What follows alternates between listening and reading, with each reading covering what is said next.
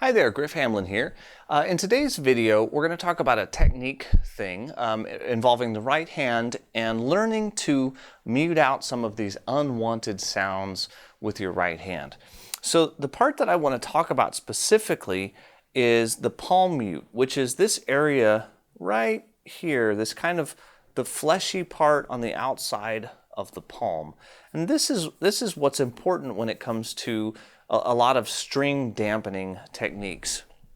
So what I want you to do is to take something like box 1 of the blues scale.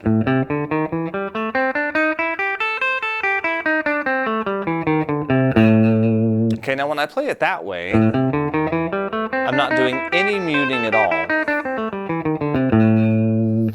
And it's fairly straightforward. Notice how the sound changes if I apply just a little bit of muting to it.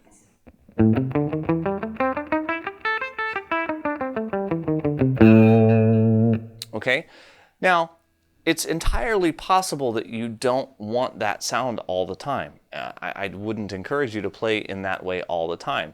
However, when I start to add a little bit of overdrive to the tone, particularly on the lower notes, I find that I'm palm muting almost all the time to some degree. It may be very slight, but I do tend to use this a lot to sort of keep the guitar under control.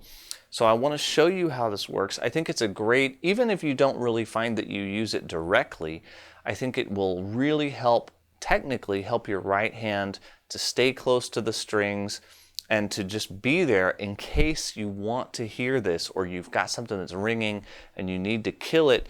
If your right hand is used to filling that role, I think it'll do so much better for you when you do need it. So what I'm going to do is I'm going to put my palm, you can see where my bridge and my strings meet. And this is kind of the key point right here because I want to lay my palm right there. Now, if I do too little, if my palm is mostly on the bridge, it doesn't really do anything. If my palm is too far onto the strings, it mutes them out completely and I really don't get any sound at all. So I need to find the space in the middle. Now, I'd love to say that, I'd love to tell you it's going to be exactly here, in some specific place, but the reality is everybody's hand's a little different and everybody's guitar is a little bit different. So I find that kind of half on the bridge, half on the strings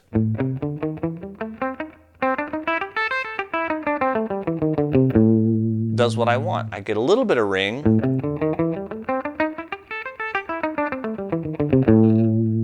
but I don't get a lot. If I go too far, it's dead pretty quick. Back a little bit. There's still a little bit of mute there, but there is still a little bit of ring as well. So this is very much an experimental kind of thing for you because you're going to have to figure out exactly where to hold your right hand. And there's not going to be one right answer. Sometimes, let's say you play with a ton of overdrive or a ton of distortion in your tone, you're going to need a heavier mute to overcome that distortion. Let's say you play almost completely clean, well then you're going to definitely want a less mute. This kind of stuff is great too if you're doing like acoustic.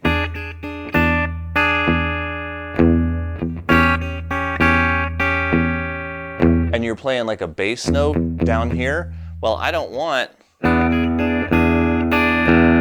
that bass note to just ring out. So with a little bit of mute, and particularly if I use my thumb,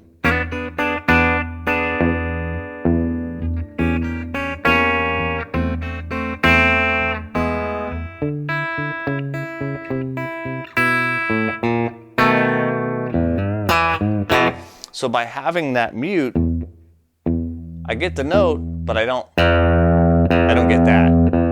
Okay, so this palm muting technique can be used for a lot of different things. So hopefully you'll take this to heart and practice a little bit. I'll get some tab together for these examples that you can play with, and I hope you enjoy it. And I will see you in the next video.